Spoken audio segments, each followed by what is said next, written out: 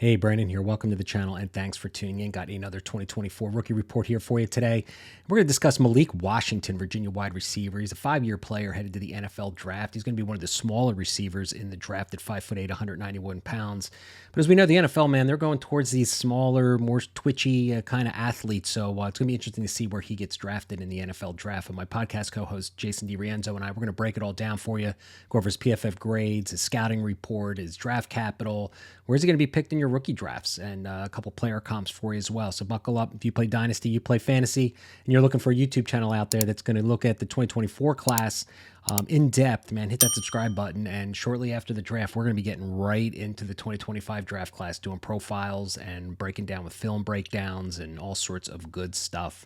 So again, hit that subscribe button. Let's get to the show.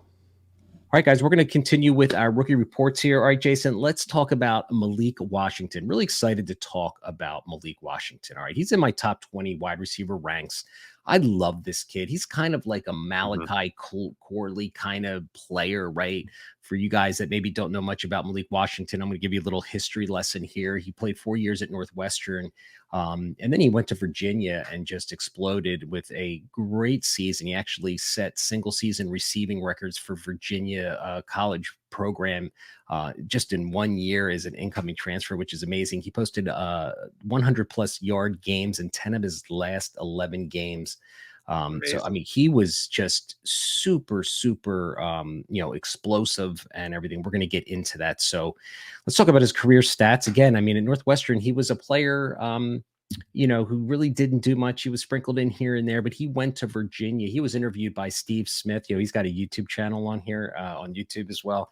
And, he actually asked Malik Washington, why did you go to, Virginia? And he said he just wanted an opportunity. He felt like he was really stifled at Northwestern. So I'd imagine if this guy had gotten to a program where he was actually playing, like maybe at Virginia or a better program. But his career statistics, 230 receptions in his career. Again, he is a 5-year player, 2,700 yards, 12 TDs, 11.9 average, 87% came out of the slot, 13% wide. I think he's going to be a slot receiver at the next level without a doubt. Reception percentage 71. Hands are something that I think this guy has got some good hands. He only had 6 drops in 5 years, which is 2.5%, on PFF. So that's pretty incredible. It's the lowest percentage that I've seen doing these rookie reports. That's for sure. So his PFF grades, receiving grades, all solid across the board. 92.4, contested catch rate, 64.7. That's the high end of the bar in the 90th percentile, and grade versus man coverage. Also, in the 95th percentile. So I'll tell you, the one PFF stat that really stands out to me, missed tackles force 35, ranked first in college football wide receivers. That's amazing. Average up the target 8.1, and that's on the opposite side of the spectrum. It was 431 percent, 436 in college football.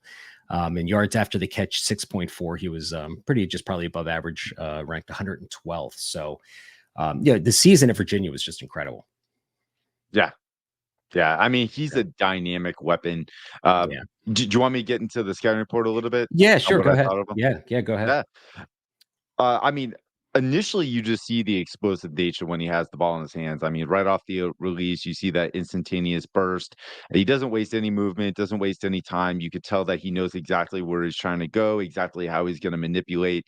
The crazy part with Virginia, he was schemed open quite a bit, so I didn't really get a chance to see how he's going to, manipulate within our actual route stem, how he's going to deviate from defenders that way. But the movement mechanics are undeniably good. I mean, the lateral agility is second to none. It's very fluid, very crisp. I like the idea of how he just navigates through the seam of zone coverage. I mean, he's going to eat up soft spots in zone pretty easily. Yeah. Those drag routes, those crossing routes, even post routes in the center of the field, I think that is where he's going to make his money. But even behind the line of scrimmage on those short bubble screens, dude, you just absolutely see that burst and that instantaneous acceleration into his route stem. He is a yak type of guy. He was ranked number Mhm. 4 in all of college football in YAC with 710 yards after the catch. So he's a dynamic weapon with the ball in his hands. I like the physicality that he brings for his size. There was one play I posted on X where, he got that pass right at the line of scrimmage and he just went up and kind of twisted his way around defenders who were trying to wrap him up for a tackle around the hip. Throws him off, and he is just tenacious. He does not want to Yeah. go down on first contact. He plays like he's a 6'1", 200 Mhm. pound receiver, even though he's smaller. Now, when it comes to blocking and different techniques like that, I'm not too sure how that's going to hold up. And if he's going against press man coverage at the line of scrimmage, I don't have an idea of what that looks like, but I do know when he's in the second level, he is fighting off as much as absolutely possible to gain yards after contact. So I absolutely love that part of his game. And he's just an explosive type of receiver. I think the number one thing and the number one knock that I have is the type of offense that he was in. You saw that he was wide open quite a bit. I mean, he was Sure. just squeaking through the seam and he was wide open the back end of zone coverage. It's the defenders were just kind of handing him off and hoping that somebody else was going to take that assignment. And that was I honestly think he would have had a lot more yards if the quarterback play, I think he was a younger quarterback. I can't remember his name, Mhm. not the great mental processing that I wanted to see. And he actually missed Malik Washington quite a few times when he was wide open. So his stats could have been even more inflated with better quarterback play. So I think this is a kid who's a versatile weapon. I think the transition to the NFL is going to take him some time based on how he was used. He was schemed open quite a bit. And I don't know how he is at the line of scrimmage going against press man coverage. Even in soft zone coverage. I don't know what that looks like, so that's my biggest question mark with him. Yeah, and it's a deep receiving core, right? I mean, this guy's going to be, we're Yeah, going to get into his draft capital here shortly, but I agree with you, man. He's just one of these elusive, skilled, short area quickness is off the charts, right? So he's going to have to be drafted, I think, by a team that really is going to want to use him specifically, obviously out of the slot. But it was interesting that interview, he wants to play outside too. He's like, I'm a football yeah, player, he put me does. outside. Yeah, I'm going to go vertical. He's like, I can win all over the field. So you got to love the confidence. But absolutely. I agree with you. I think he brings that physicality to the table at 5'8", 191 pounds. I mean, he plays tough, physical. I mean, are right. He is a yak guy. He is going to be a guy with. I think the NFL team's going to want to get him in space.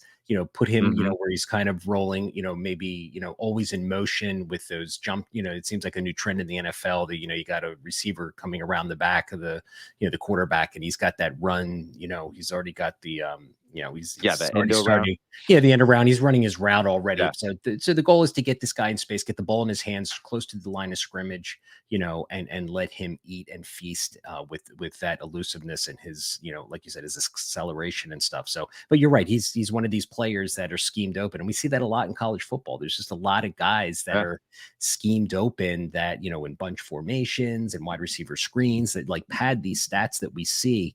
That's why you got to have to watch the film. But go on the YouTube channel, guys, and I did an actual scouting report on him and have 3 or 4 films of his on the channel. So go check them out if you would like to just scout him for yourself and watch the films that Jason and I also watched.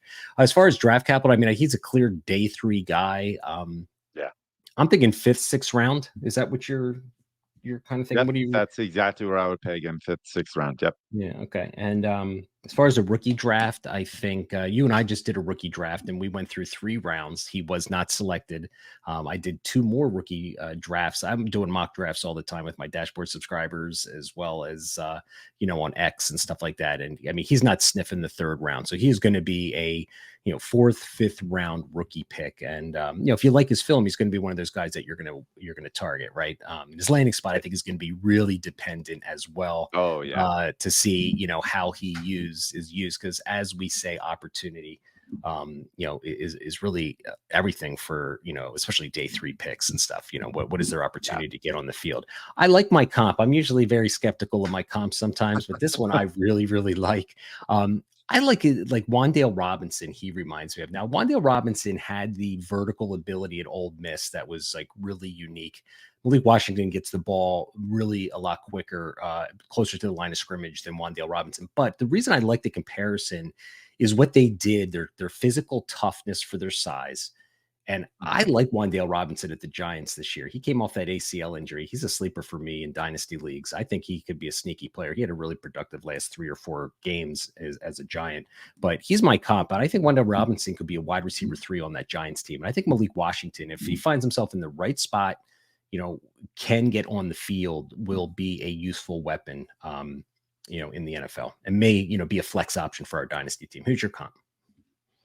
Honestly, when I saw you put down Wan'Dale Robinson, I, like, went back, I was like, "Dude, that's a really good comp." Like, I really like that comp. I completely agree with you that's a reflection of his skill set. I have Elijah Moore. I feel like, Malik Washington won very similarly, like Elijah Moore did at Ole Miss, maybe not going against SEC competition like Moore, but I see very similar skill sets with just the speed, the acceleration, navigation, getting schemed open. I mean, Elijah Moore didn't have to go against press man coverage as often. I remember watching a lot Mhm. of his film, really looking for it. When he did, I liked it, but it still wasn't enough. And I feel the same way with Malik Washington. But they win very similarly. So I kind of see Elijah Moore in Washington a bit. I to say Elijah Moore, I was really excited about him too coming out. Man, I Yeah, banged the table. yeah. You just feel like I loved Elijah Moore. just feel like it just, I don't know why that just didn't work out. He was a disappointment, I I think, don't for a know lot of either. people. He's a All case right. study for me already. Yeah. Yeah, exactly. So there is our rookie report on Malik Washington. He's a player I'm going to target in a couple of my drafts, especially if he gets a good opportunity and landing spot.